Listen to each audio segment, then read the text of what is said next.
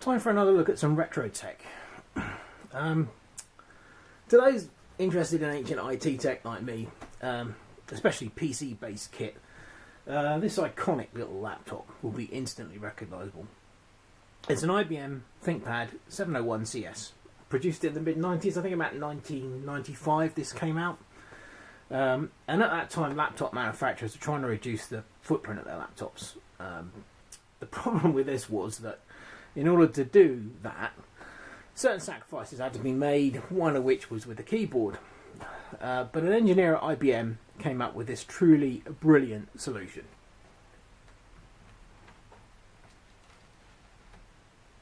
Isn't that amazing? That is just awesome. It's called the TrackWrite keyboard, or butterfly keyboard it's better known as. That just makes me smile. That is just so cool. Now, there are many YouTube videos about this particular ThinkPad and its companion, the 701C. And just recently, Clint, who does the superb Lazy Game Review YouTube channel, he did an excellent video on this particular laptop of his, was a 701C. And it inspired me to do my own, basically. I'll put a link to the LDR in the description below. Now, I've had this laptop for many years, and some time back it simply stopped booting, and the normal cause for this is a dead CMOS battery, which was, I'm fairly certain that's what it was in this. So the thing is, they're rather strange. Let's unplug the panel. Close the lid. Flip it over. I don't know whether you can see that, but here there's a little tiny square hatch. Now, it's got a conventional IBM style plug-in battery under this little flap here. It doesn't seem to have anything to do with the BIOS. The one that actually does hold the BIOS up is in fact soldered to the bottom of the main PCB, which unfortunately requires almost complete disassembly of the laptop in order to effect a replacement. However, I haven't actually filmed the disassembly, but I'll put a link to. There's an excellent video on YouTube which shows you a guy taking one of these apart. So I'll put a link to that in the description. The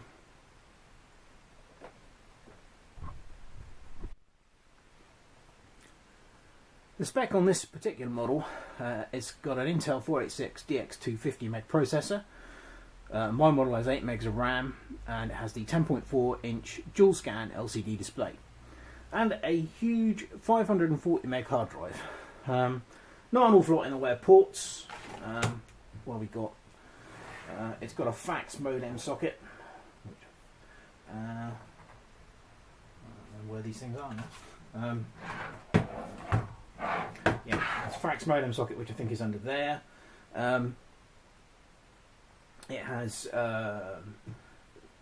headphone, audio, mic, line in, jacks and line out. We've got 2 PCMCIA slots, one of which has got a network card in. That's the hard drive, that's the battery under there. Let's whip the battery out.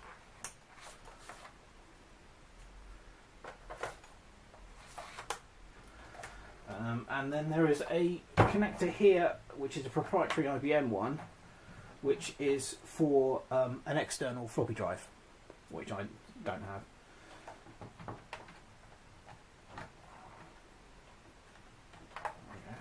And then a docking port connector on the back, which is covered by a nice little slidey flap, and infrared port.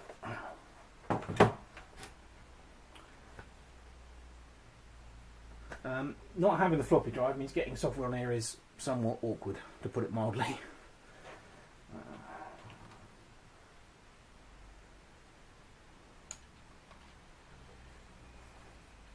And there we go. Now, bear in mind that this is only a 486. It does take a little while to boot.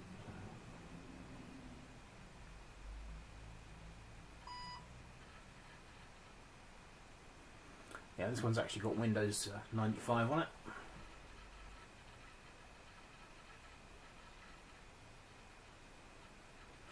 One of the problems with the dual scan display is that as the mouse moves across the screen, as the cursor moves across the screen, it sort of disappears. It's very difficult to see the cursor.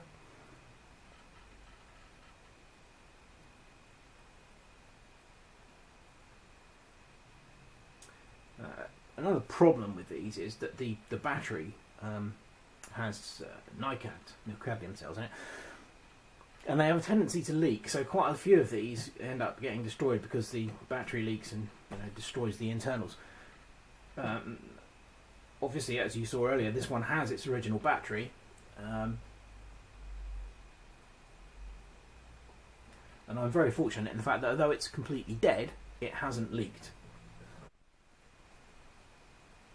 Okay, Windows 95 login screen. See if I can remember the password.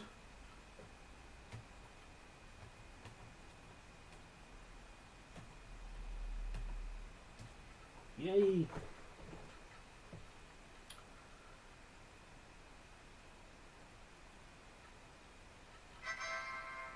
And sound.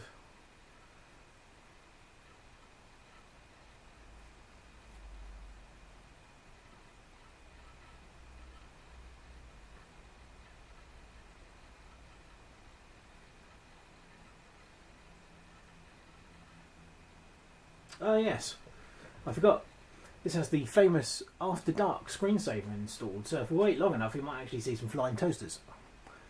When taking this apart, interestingly enough, the computer is put together using Torx screws, and which is fine, that's no problem, except that these four along the front here are the smallest Torx size screw that there is, which is a T1, which is less than a millimetre. In fact, this is the driver. I don't know whether you can see that, but that is absolutely microscopic.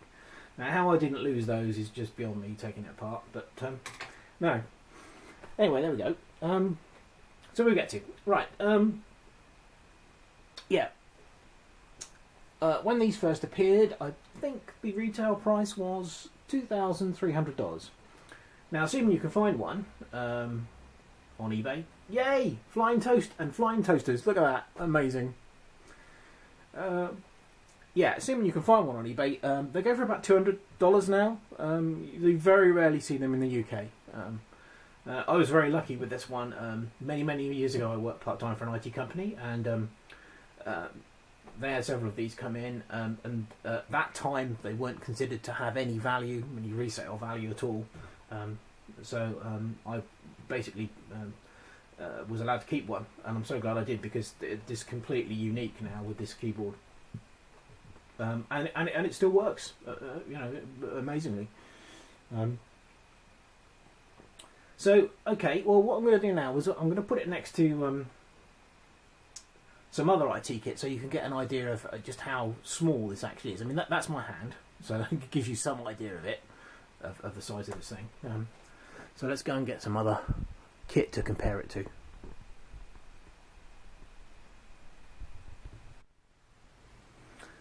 Right, so you see this. There we go. This is a very old, very scratched up, beaten up IBM Thinkpad T30. And as you can see, it's considerably larger than the 701.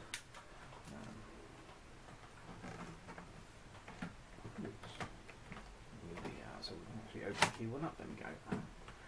So yeah, let's just tip that up a little bit. There we go.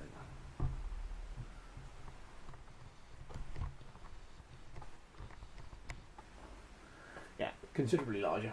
This is also quite an interesting ThinkPad, as it was one of the last IBM model ThinkPads to have the serial port. It's also got a parallel port too, but that extremely useful. So yeah, so there you can see the size between the two of them. Give you some idea. T30, fairly conventional size IBM ThinkPad. This is quite quite normal for a ThinkPad of that era. And as you can see, the 701 much smaller.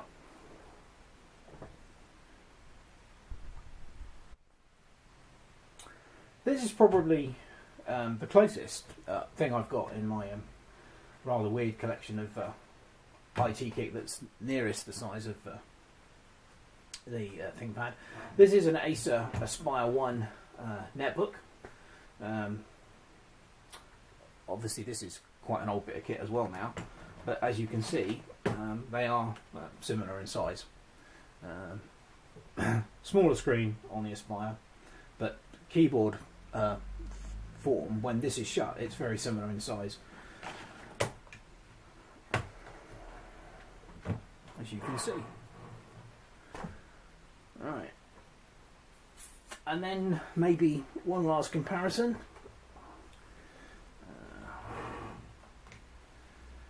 Nintendo DS. There we go. Obviously tiny.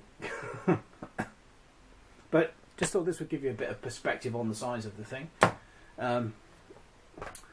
But yeah, this is just a truly stunning bit of kit. This keyboard design, I believe it won several awards. I mean, it did damn well deserves to, because as you can see, it's nigh on impossible to see where the join is when the keyboard is in fact open. And there it is down the middle.